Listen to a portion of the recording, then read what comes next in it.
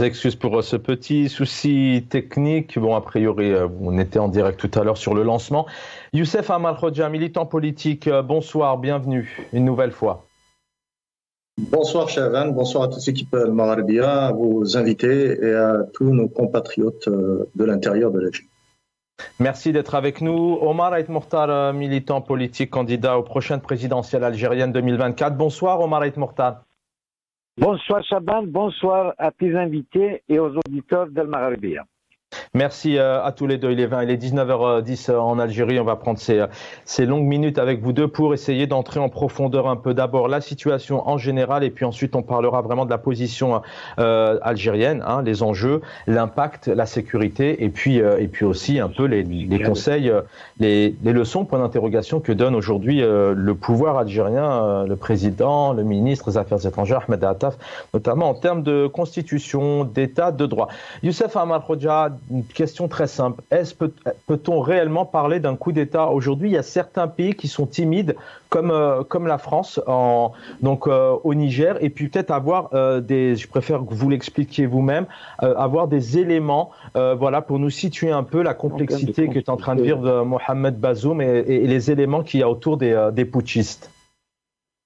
Donc, manifestement, c'est que on ne peut pas encore dire que c'est un coup d'État, ne serait-ce que terminé, parce que il y a deux éléments qui font que la situation est encore confuse, même si elle s'aggrave. On a vu que, par exemple, la France est en train d'évacuer ses ressortissants français du Niger, avec une rotation de plusieurs avions civils, actuellement 3 ou 4 avions.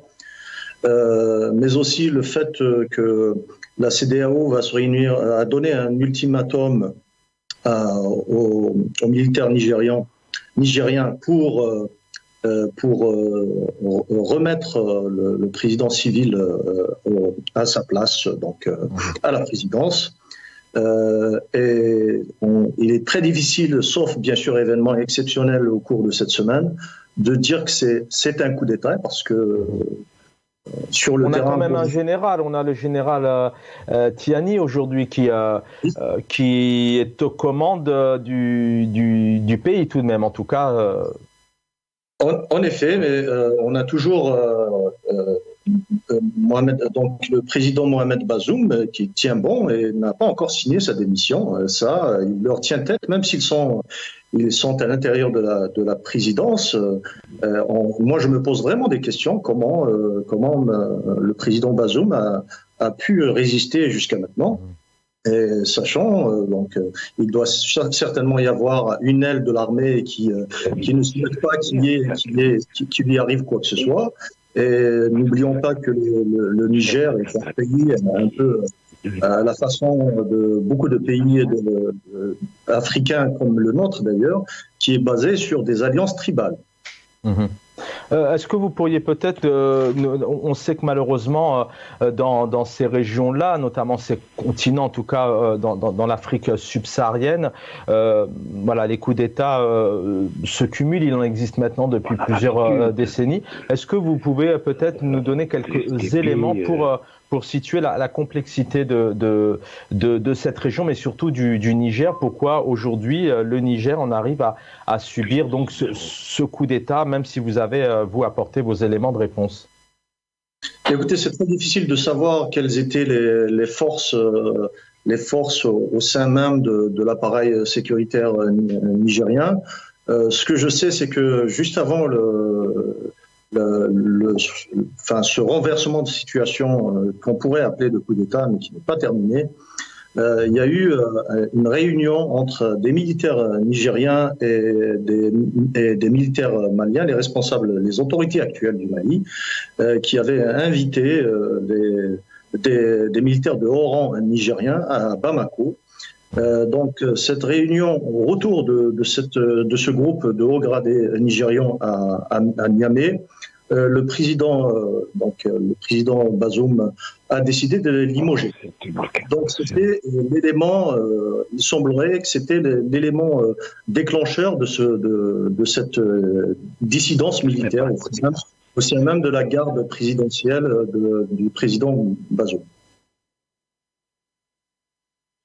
Si vous voulez d'autres éléments Donc, je reviens à vous dans un instant. Omar Aït Mokhtar est avec nous ce soir. D'abord, pour vous, c'est un coup d'État. C'est un mot important ce soir, puisque la présidence algérienne l'a repris. Et un peu plus tard dans l'émission, on va revenir aussi sur ce qu'a annoncé l'APS, via la présidence, via l'APS, pour proposer et réaffirmer la remise en ordre et la non-acceptation de ce coup d'État. Mais pour vous, aujourd'hui, la situation au Niger, Omar Aït Mokhtar, on a un général qui prend les commandes. On peut qualifier ça de coup d'État? Non, d'abord, le coup d'État n'est pas terminé. Mohamed Bazoum est encerclé dans sa résidence. Par contre, il communique avec l'étranger. Donc, ce n'est pas un coup d'État, c'est une orchestration. Et certaines indications disent que c'est Wagner, c'est des Russes qui font ça. On organise tout un truc contre la France, on vise que la France. Quand on voit les manifestations brûler le drapeau français, ils vont dire le drapeau russe. C'est un peu triste, c'est comme si on veut changer de colonisateur. Évidemment. On veut c'est intéressant. C'est intéressant ce que vous dites. D'ailleurs, c'était la prochaine question, ce que je disais en lancement d'émission.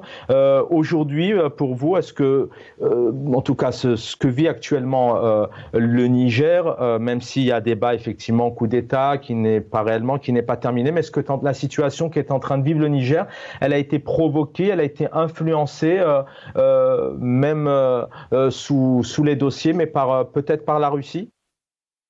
Mais évidemment. On veut transposer la guerre en Ukraine, en Afrique. C'est l'offensive russe et départ Alger, bien sûr. Parce que Wagner, s'il est rentré au Mali, moi j'ai su ça, c'est que j'ai rencontré un responsable malien qui m'a dit que c'est l'Algérie qui nous a fait venir Wagner. Des Russes, ils veulent avoir leur part dans le Sahel, évidemment. Tout le monde vient, mais la France est bien implantée.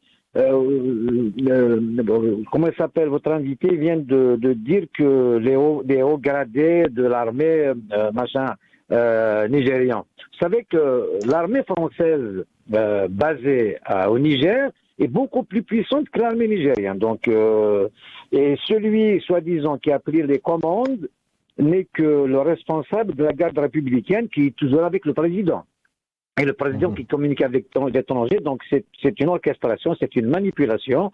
Et rien qu'à voir la CEDEAO qui appelle au retour au truc constitutionnel, comme si nous avons des constitutions en Afrique. Il n'y a pas de constitution, si vous voulez, mais c'est la France qui décide. Comme on peut s'attendre peut-être à... On ne le souhaite pas, une guerre civile peut-être ou pas, où les choses elles vont... Oui, mais vous savez, on chauffe à blanc les pauvres citoyens, le pauvre peuple qui sort dans la rue, voilà, ils brandissent le drapeau russe, c'est comme si des Russes va venir les sauver de la misère. Alors que les Russes, c'est pire que les autres, hein. C'est pire que la France. Donc, je ne les ai pas appelés... je ne les ai pas vus appeler à une libération, à un pays de droit, un pays des institutions. Ils appellent vive Poutine, bas Macron. Donc remplacer un colonisateur par justement, un autre. On va revenir remplacer un colonisateur par un autre. On va poser la question aussi à Youssef Amar Khoja dans un instant. Donc on regarde, c'était hier du côté de Niamey, vous allez voir notamment quand les putschistes à bas la France vivent Poutine entre autres. Des milliers de personnes ont manifesté à Niamey devant l'ambassade de France au Niger. Pour la plupart partisans de la junte qui a pris le pouvoir lors du coup d'État en début de semaine, ils ont brandi des drapeaux russes et scandé le nom de Vladimir Poutine. Pour eux, la France se comporte toujours en puissance coloniale dans ce pays qui est l'un des plus pauvres d'Afrique. Dans un tweet, la ministre française des Affaires étrangères a indiqué que la France demandait le retour sans délai de l'ordre constitutionnel et du président Bazoum. Emmanuel Macron a dit qu'aucune attaque contre la France ou ses intérêts ne serait tolérée. Pas de quoi calmer les manifestants. I would like also to say to European Union,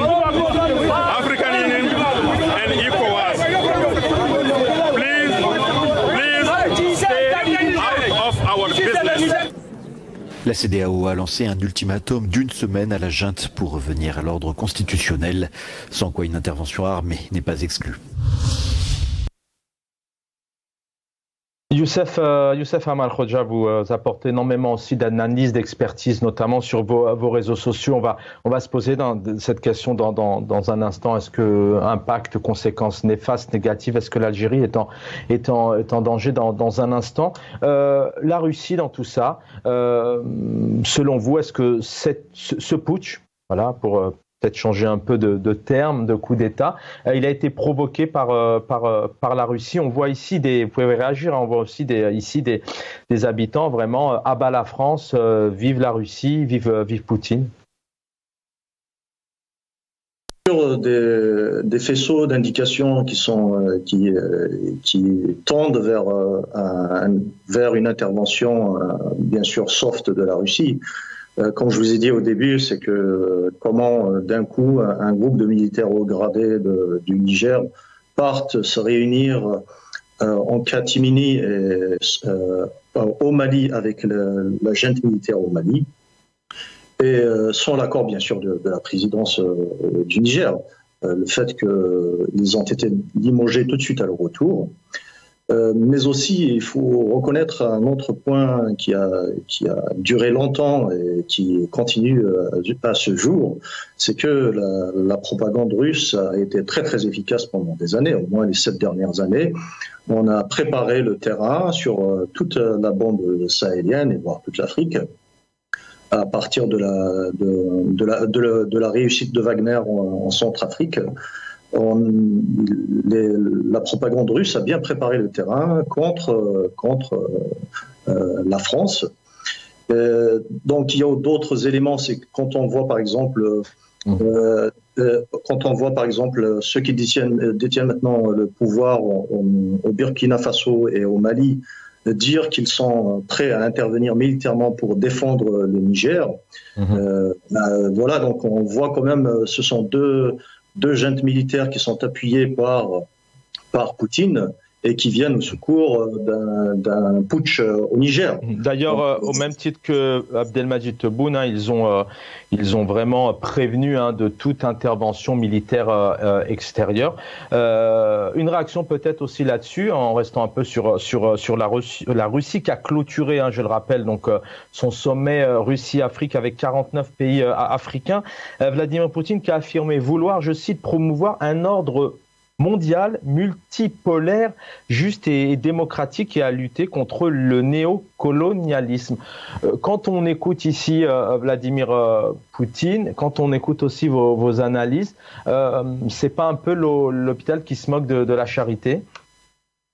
Vladimir Poutine est tout à fait dans son rôle. Donc, notre ami Omar Mukhtar vient de dire que il est tout à fait logique que Poutine aille ouvrir d'autres fronts de lutte ailleurs, et notamment au Sahel, pour soulager un petit peu son front de défense en Ukraine.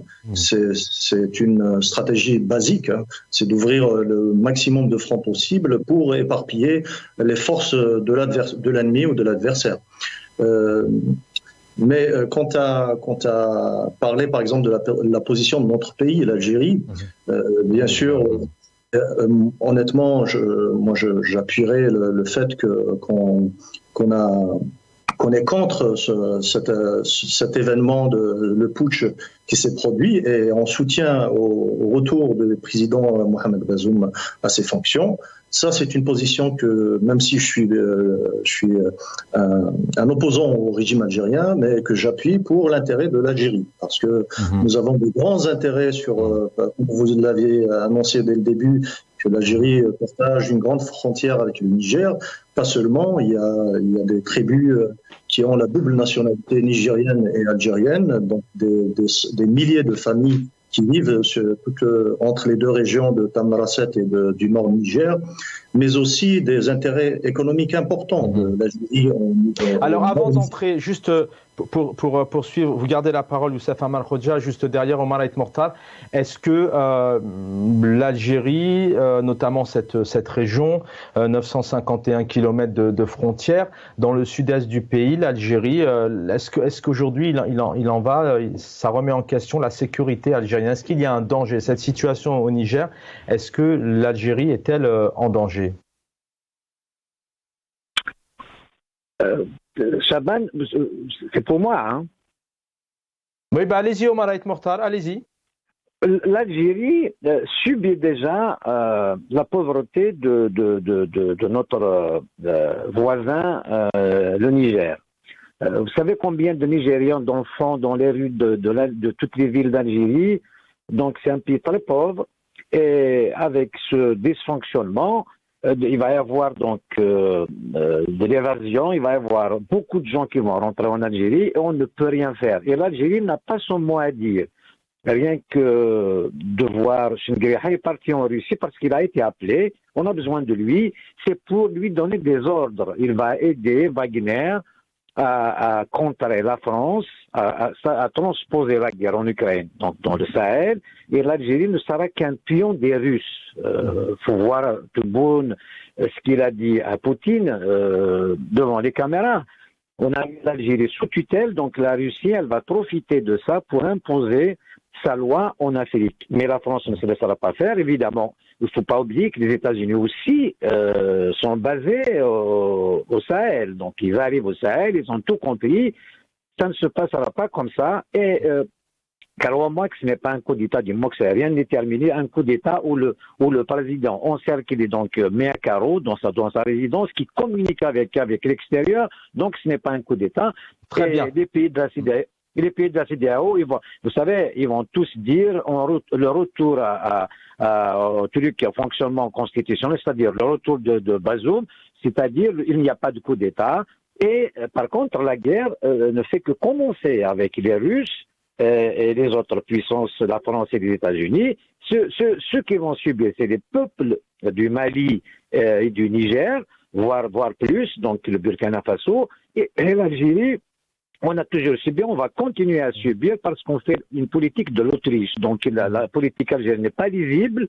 On est Très bien, Omar Aït Mortal, on va vraiment consacrer dans quelques minutes sur la position de l'Algérie, bien sûr, dans ce conflit, puisque l'Algérie a dernièrement, enfin en tout cas le pouvoir algérien se réaffirme en disant on peut être médiateur, l'Algérie est médiatrice dans un conflit entre l'Ukraine et la Russie. Mais en juste deux, trois points, en termes de danger, vous parlez du flux migratoire, mais est-ce qu'il y a d'autres dangers au niveau de cette frontière, au niveau de la région du Sahel, qui impacteraient l'Algérie aujourd'hui? Et juste derrière, on va évoquer effectivement comment va se positionner demain l'Algérie.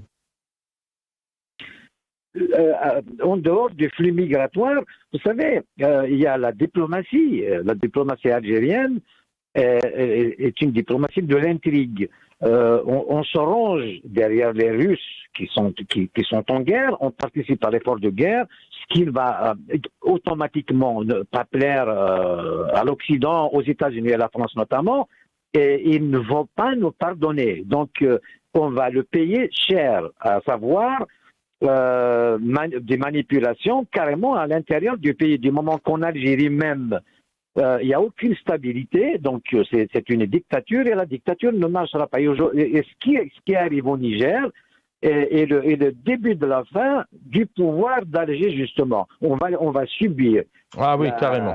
Le Sahel de plein fouet. Très bien, restez avec nous. Youssef Amal Khoja, vraiment aussi avoir vos éléments de réponse et on y reviendra dans nos prochaines éditions, mais les conséquences, positives, c'est pas le mot, mais quelles conséquences négatives, dangers, quel impact ça aura sur le peuple algérien, peut-être économiquement parlant, les flux migratoires, la sécurité? C'est surtout la déstabilisation de toute une région importante frontalière qui concerne directement notre pays. Et donc, on vient de le dire, c'est presque 1000 km de frontières avec des populations à double nationalité algérienne et nigérienne. D'autant plus que la Sonatrach partage un site d'extraction au nord du Niger. Donc, nous avons aussi des intérêts économiques très très importants au nord du Niger. Mais en plus de ça, c'est que ce que vient de dire notre ami Aït Mokhtar, c'est que aujourd'hui même, le maréchal Chengriha a été convoqué à Moscou. Et cela peut être pour deux raisons. Une raison, c'est le fait que l'Algérie a tout de suite, condamné le putsch à Niamey. Et cela ne va pas dans le sens stratégique de Poutine. Même si, par exemple, la Russie, en faisant toujours dans la diplomatie de double jeu et bien sûr et de l'illusion, l'avait condamné soi-disant au début. Mais les choses sont en train de s'aggraver rapidement. Nous voyons que le Nigeria est directement concerné, pas seulement au niveau sécuritaire, mais aussi au niveau économique, un peu comme l'Algérie. Donc le Niger est entre deux grands pays qui sont concernés directement par la stabilisation du Sahel et par la sécurité au Sahel. Donc notre pays, l'Algérie, et puis l'un des plus grands, voire le plus grand pays d'Afrique en termes économiques et en termes de démographiques, le Nigeria. Merci. Donc, voilà, les dernières informations, vous le savez certainement, l'évacuation de ressortissants européens ont commencé. Pas mal ont déjà envoyé plusieurs avions et ont proposé à leurs ressortissants qui vivent au Niger de rentrer. 4 pays mettent en garde contre une intervention militaire. On va y revenir. Et Washington qui met en garde les putschistes contre un partenariat avec la Russie. Alors, est-ce que c'est pas déjà le cas? En tout cas, nos invités ont déjà apporté quelques éléments de réponse. On va évoquer la position de l'Algérie maintenant dans une complexité diplomatique. L'intrigue, ça navigue à vue, une diplomatie schizophrénique, parfois dans l'intérêt personnel du pouvoir et pour certains, très peu d'observateurs en parlent, mais dans une stratégie construite de développement économique pour la nation. On va regarder ces images pendant ce moment où c'est l'effervescence et tous les pays sont actuellement vraiment en train de se mobiliser. Le chef d'état-major algérien est en Russie. Et oui, alors on vient d'évoquer la Russie un peu peut-être dans son positionnement, dans son appartenance, peut-être à l'arrivée, à la propagation de la situation au Niger. Eh bien, le chef d'état-major Saïd Chengriha, on en parle derrière, est en Russie. رئيس أركان الجيش الوطني الشعبي باستقبال رسمي استمع خلاله رفقة نائب وزير الدفاع الروسي إلى النشيدين الوطنيين لكل من الجزائر وروسيا. Господин начальник штаба Национальной народной армии Алжирской Народно-Демократической Республики, почетный караул от войск Московского территориального гарнизона. Честь. Omar Aït Mokhtar, on connaît le rôle d'un chef d'état-major, en tout cas dans ses fonctions réelles, en lien avec le président d'un État. À tout moment, il peut y avoir des décisions à prendre. La Russie, aujourd'hui, est remise en question. Vous l'analysiez, Youssef Ammar Khoja aussi vient de l'analyser. Est-ce que le chef d'état-major, il ne doit pas aujourd'hui être au pays? Et est-ce que l'image qu'il doit donner, c'est autre chose qu'à ce moment précis d'être aux côtés de la Russie? Vladimir Poutine, aujourd'hui, il sort de son deuxième sommet d'Afrique et actuellement, il est quand même remis en question. Et je rappelle même que Washington met en garde les putschistes contre un partenariat avec la Russie.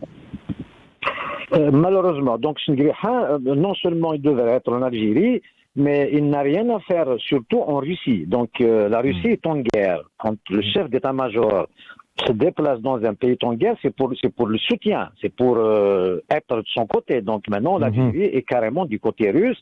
Et donc, vous me dites que les Européens sont en train d'évacuer leurs ressortissants, ce qui est normal. La France a 600 environ, personnes là-bas.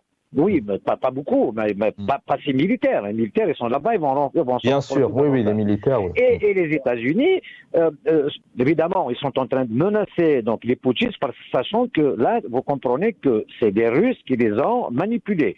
Mais n'oubliez pas, en haut, donc le voisin libyen, et en Libye, c'est les Américains. Vous savez, l'Algérie on va payer cher cette histoire de Russie.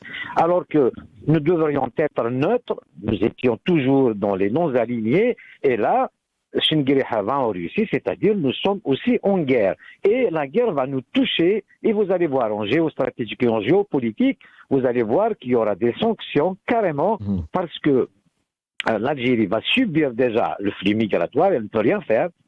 Déjà, il y en a plein. Il y a plein de Nigérians qui sont en Algérie.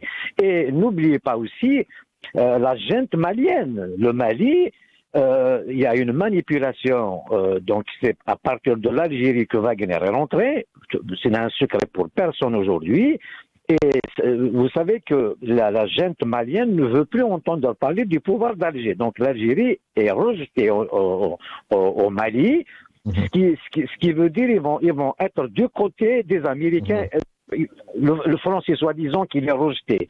Mais les Américains vont intervenir parce qu'il y a des intérêts stratégiques. Et en plus, c'est la guerre pour l'Afrique des Russes et de l'Occident. On se laisse pas faire comme ça. Ils vont pas se laisser faire comme ça. Et le putsch ne va pas aboutir. Je voudrais vous garder encore deux petites minutes. Le chef d'état-major algérien, il a un rôle important en Algérie. Les Algériens le voient assez souvent. Qu'est-ce qu'il fait en Russie, selon vous, justement? La Russie, effectivement, est dans une position actuelle très difficile, très délicate. Il y a ce conflit avec l'Ukraine. Elle est en guerre. C'est quoi? C'est un soutien? Qu'est-ce qu'il est allé dire? Qu'est-ce qu'il est allé faire? C'est plus qu'un soutien. Elle va recevoir des ordres, par exemple. Lesquels, par exemple, durcir, empêcher les Français d'utiliser le ciel algérien pour passer des avions militaires, je pense. Et essayer de ne pas ouvrir le ciel algérien pour ce conflit. Voilà. Donc, en plus. Vous savez, il y a des éléments algériens dans le Sahel. Mais comment d'un côté on avance dans la position, je vous garde et on aura le temps aussi de donner un bon bout de temps de parole à Youssef Amal Khoja, on essaye de comprendre la position de l'Algérie aujourd'hui. Comment effectivement d'un côté on a ce que j'ai annoncé tout à l'heure au sein de l'APS où notamment il y a un soutien du président élu légitimement, qui est légitime. Donc on a un président algérien via son ministère des Affaires étrangères qui appelle donc à mettre fin à ce coup d'État dans un pacifisme, etc. Et d'un côté, on a un chef d'état-major qui, quelque part, à reprendre vos mots, donc qui va soutenir, aller chercher des conseils de celui qui joue un rôle dans cette situation très délicate au Niger.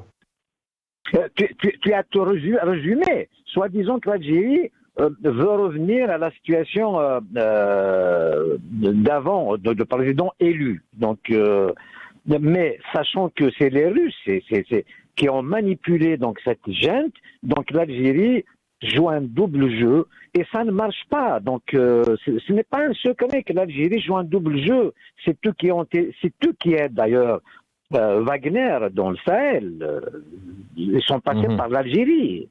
Ça, c'est des services américains qui le disent ouvertement. Mais ça va coûter cher à notre pays. Ce double jeu, cette hypocrisie va nous emmener dans le gouffre. Et peut-être c'est la fin de la dictature en Algérie. C'est ce que vous disiez tout à l'heure. Youssef Amal Khoja, il est 19h40. Je voudrais avoir votre point de vue. On va passer et juste derrière avec vous deux à cet élément important, puisqu'aujourd'hui on nous parle vraiment de profond attachement au retour à l'ordre constitutionnel. La Constitution, on sait, et vous êtes militant, vous en parlez aussi souvent, Youssef Amal Khoja. On va revenir aussi sur les coups d'État, car il y en a eu en Algérie. Mais d'abord, pour vous, alors, c'est quoi? C'est un double jeu. On a un président qui parle de cet attachement, qui réaffirme son soutien à Mohamed Bazoum. Et puis d'un côté, on a un chef d'état-major qui est en Russie. Encore une fois, c'est cette diplomatie algérienne. Pour vous, c'est... Malheureusement, c'est que la diplomatie algérienne a démontré depuis déjà un moment qu'elle est bicéphale et schizophrène. Donc le fait que d'un côté, on a un clan du pouvoir qui décide d'appuyer le retour de Mohamed Bazoum. Et d'un autre, on voit le premier chef de le chef de l'armée, même si officieusement, officiellement c'est le président de la République, mais c'est Chingriha qui commande en fait. Donc qui est convoqué. Moi, je suis d'accord avec Omar Haytham Mukhtar. Il est convoqué par Poutine pour éclaircir certains points, et notamment le fait que la France pourrait utiliser l'appui aérien au-dessus donc sur l'espace aérien algérien, mais aussi on ne peut pas cacher la présence des services français, des services américains au sud de l'Algérie, à Tamarasset par exemple. Donc ces points-là sont importants pour savoir comment coordonner les choses avec Poutine. Ça en dit long, hein, ce que vous dites. Vous parlez de ces deux clans. Ça veut dire que cette situation au Niger, quand maintenant on se projette à l'intérieur du pays, en Algérie, ça veut dire que aujourd'hui on a un président, Abdelmadjid Tebboune, qui envoie ce texte via l'APS. Et d'un côté, on a un chef d'état-major qui dit mais c'est pas du tout ça. Moi, ce que vous dites, c'est pas du tout ça. Je vais aller en Russie justement saluer mon ami, enfin le président russe. Ça en dit long sur la situation, hein. Ça en dit long, et depuis déjà un bon moment. Vous avez vu les déclarations de l'APS qui s'attaquent à la France en général. C'est que là récemment, pour France 24, pour moi, ça reste toujours dans la logique de la lutte des deux clans. L'objectif étant de l'autre clan qui fait tout pour saboter la venue de Tebboune pour la validation de sa candidature pour les présidentielles 2024. Donc la venue à Paris est extrêmement cruciale pour le régime algérien, mais le clan adverse au sein du régime algérien fait tout pour saboter cette validation, et ça dure depuis pratiquement 2 ans maintenant. Donc le fait que Chingriha est parti à Moscou, c'est encore un signal pour dire à la France, écoutez, de toute façon maintenant les jeux sont faits, nous soutenons Poutine.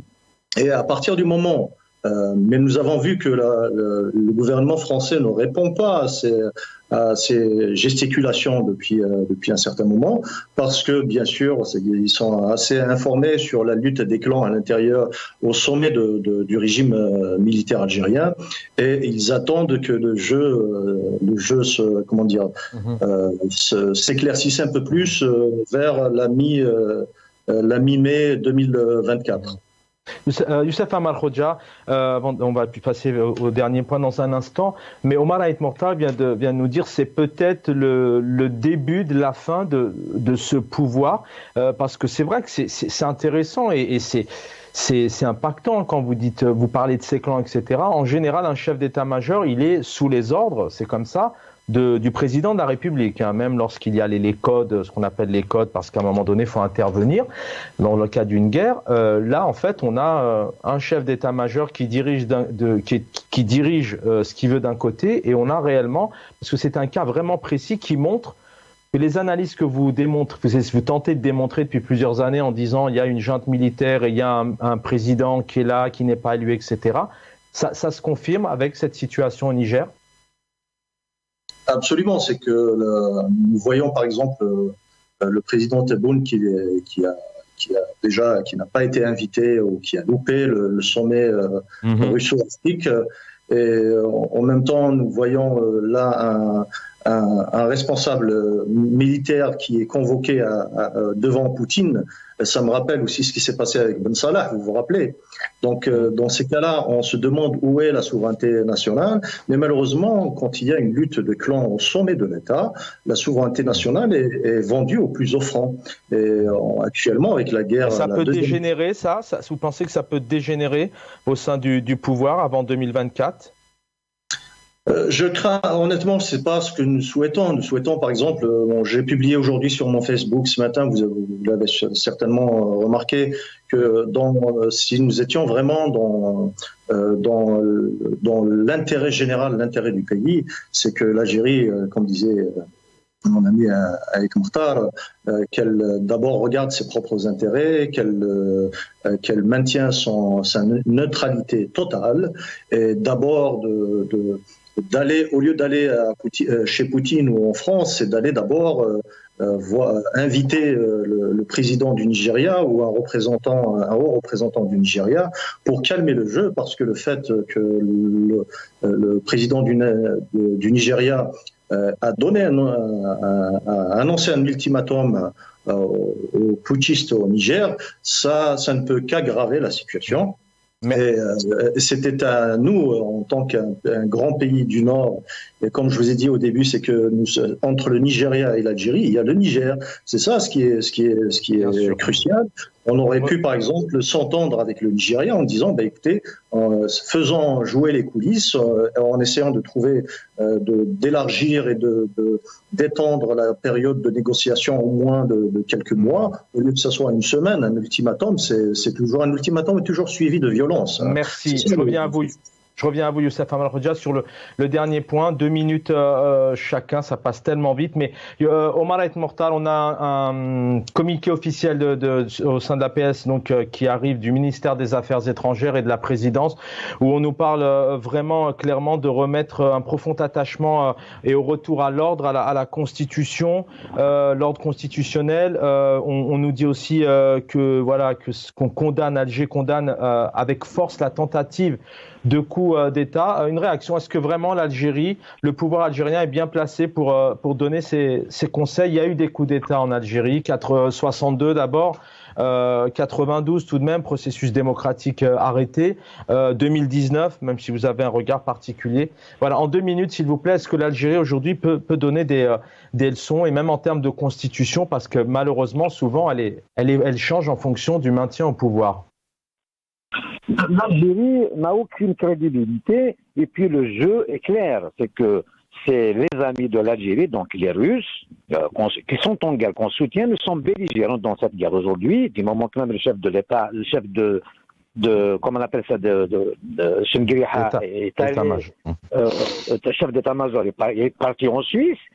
En Russie, c'est pour que Poutine lui donne des ordres par rapport à cette guerre. Depuis le temps, l'Algérie, on a toujours essayé de l'entamer dans cette guerre.